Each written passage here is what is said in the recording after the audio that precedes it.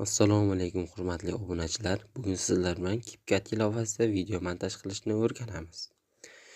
Birinchi navbatda bizga Play Market ilovasi kerak bo'ladi. App Store ilovasi orqali ham yuklab olishingiz mumkin. Qidiruv bo'limiga o'tamiz va CapCut deb yozib olamiz.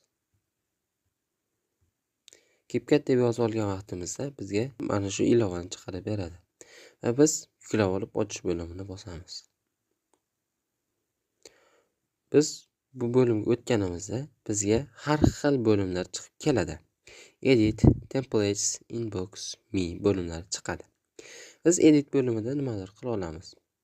O'zimizdagi har xil ideyalar orqali o'zimizga yoqqan videoni montaj qila olishimiz mumkin bo'ladi. Templates bo'limida esa tayyor shablonlar berilgan bo'ladi. Tayyor shablonlarning ham ikki xil turi mavjud: standart va nostandart.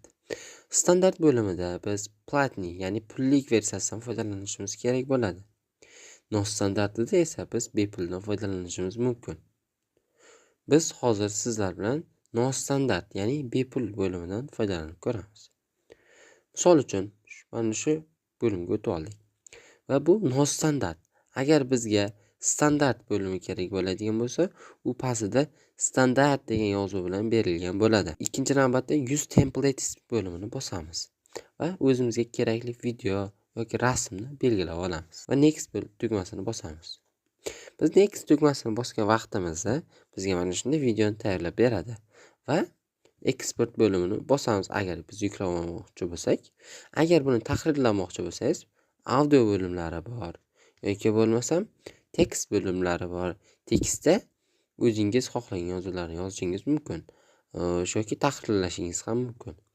Biz agar buni to'g'ri hech qayerda xato bo'lmasa, biz Export bo'limini bosib buni yuklab olishimiz mumkin bo'ladi. Export bo'limini bosganimizda bizga har xil darajadagi eksportlarni tavsiya qiladi.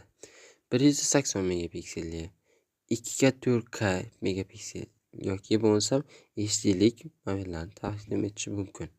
Bizga normali 720, o'shaning uchun 720 normal qilib berilgan, o'shani belgilab olamiz va Done tugmasini bosamiz. Va biz Export bo'limini bosamiz yana. Biz Export bo'limini bosgan vaqtimizda bu bizga yuklab bera boshlaydi.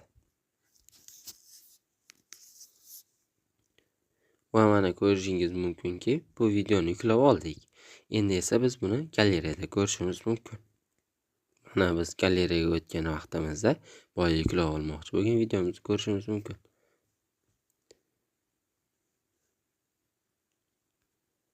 Bugungi mavzuimiz shular.